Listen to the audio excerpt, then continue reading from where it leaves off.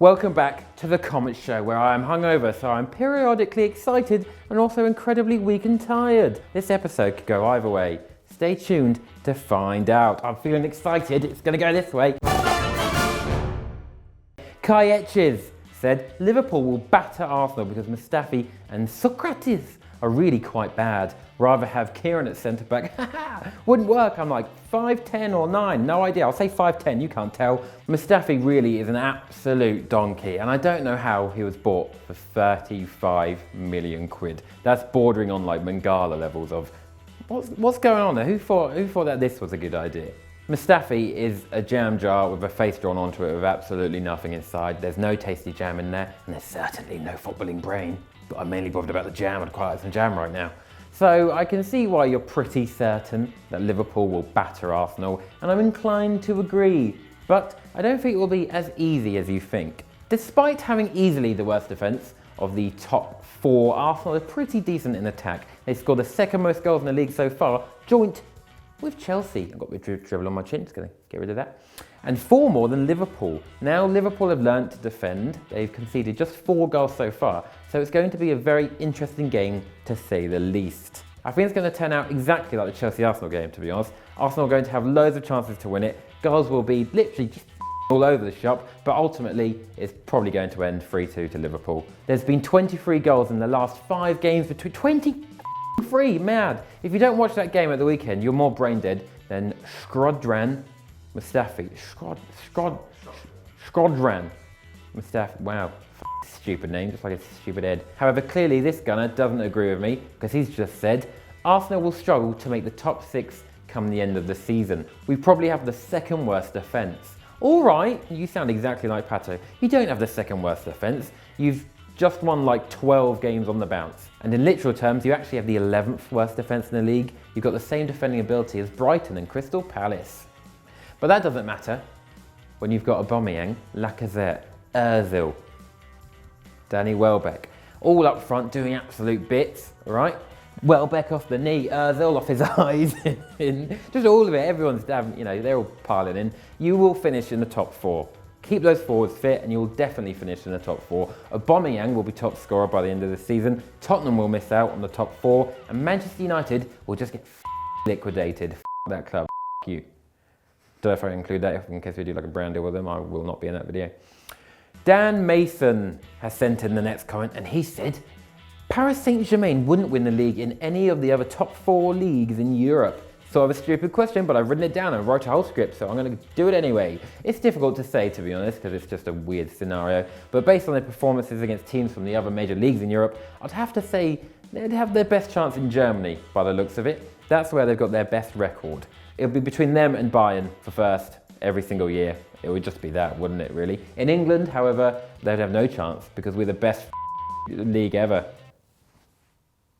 But I've got more. They always seem to struggle against the English teams. I don't really get why. They can beat Chelsea, but they've never beaten Arsenal, let alone Manchester City. Despite coming back from 2-0 against Liverpool, they looked defensively shocking in that game, and it cost them because they still managed to lose that game anyway. So PSG would be awful in England. But what about Spain? Their win rate against Barcelona and Real Madrid is not great. But if you chuck Paris over the southern border this season, they'd probably walk it because both Barca and Madrid are having just a little bit of a shambles. I mean, Barcelona are okay, but they're not Barcelona. Finally, the other league, Italy, don't worry about that because only Juventus are allowed to win. I think legally, they're the only team that are allowed to win there, so there's just no point. Our next comment comes from Carlos Matute.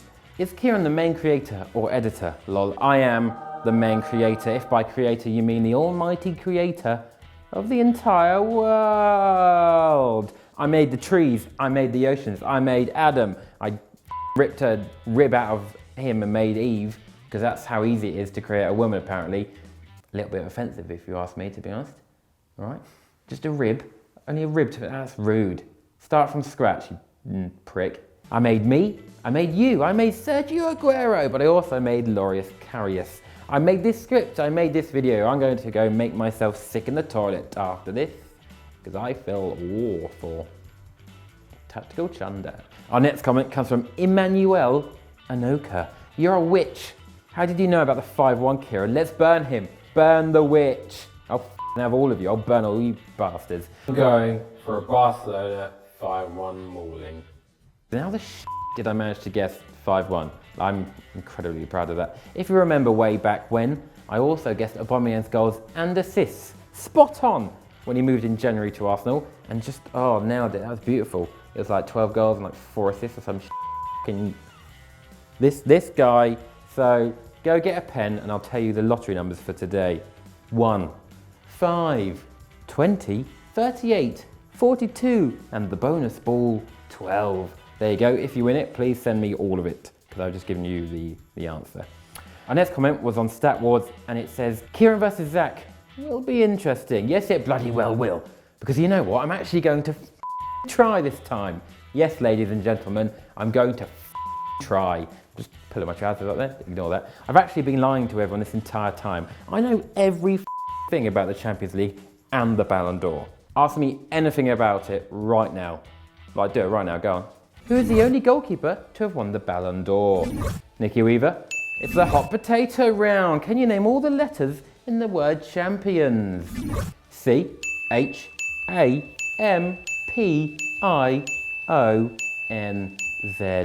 For 3 points, I played with Richard Patrick Dunn. That's his middle name, Patrick. That's stereotypical, but it is. Meef Handa has our next comment, and he said, have you got a bloody hangover cure? I bloody wish I did. I usually just considered launching myself directly out of my bedroom window, but if you don't happen to be at my flat, you won't be able to do that. So instead, most of the time, I just try and go for a run, and also eat a ton of bread. Not just eat a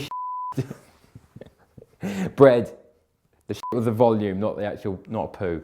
The best thing to do is just to flush absolutely everything out of your body. Just reach directly into your body, find your liver, and just yank it out and flush it down the toilet, because that's what's making you feel. I'm pretty sure that can grow back. All right, I'm not a scientist, but I'm 100% sure that's a thing. Our next comment, I love it, comes from Ramesh Prashanth.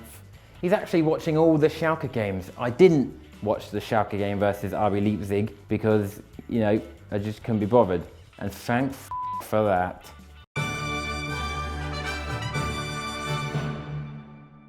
No shots on target, 30% possession, more attempts on goal from set pieces than from open play. It seemed like a shocking game, and clearly we've opted here to do a classic Stoke against the team up the table. And I mean, I guess I'm getting the point, it's actually worked. Not a beautiful game though, but I guess at this point, it's, you know, better than losing.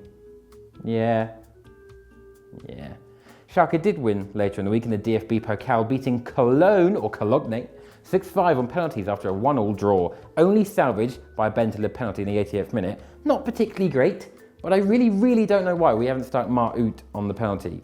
Get the man a goal. It's an easy goal. His form might pick up. We've seen it time and time again before. You just need a goal and you're f***ing off. That's literally our core problem we need to sort out. We need to score goals to Desco, and we need to do it now. Not Wednesday, now. Today. We've only conceded 1 more goal than Dortmund, but scored 24 less. Mad. Someone just grab Oot out of a corner and just launch him in the air at the ball and get both of them in the net. Him and the ball. Get that man a bloody goal and we'll be fine. Apart from that, we've got Hanover today. Ooh, big game. Actually, it's quite a big game because they're only 1 point behind us. But unlike us, they've still been scoring. However, they've also not kept a clean sheet since the second game of the season back in August. So, you know, this is your time to score more than 1 goal, Schalke. Just more than 1 goal. I don't care, lose 3-2. Just score more than 1 bloody goal. This is your time, Mark Oot. Fly into the net like the striker we all know you can be.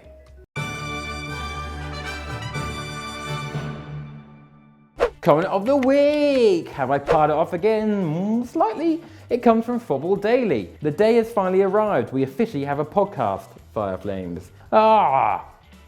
Podcast? What? You're damn right. Professional segue into the fact we now have a podcast. Finally. So, if you want to hear Pato, Joe and Chris talk seriously about football for even longer than usual, even longer, just too long, why? Go and download the podcast right now. I shall be making my own podcast soon in which I will exclusively only interview people with lisps, and we'll bond over the struggles we lispy people have in our day-to-day lives. Oh, it's just tough. I take it day by day. Right, that's it for this week. Go subscribe to my channel where I really just Why do I do that? I don't know what that is. When the y'all does me all day. I need to make a new video. It's driving me nuts. I want 1 million subs so I can get out of this loft and get myself a personal assistant. It's gonna be James.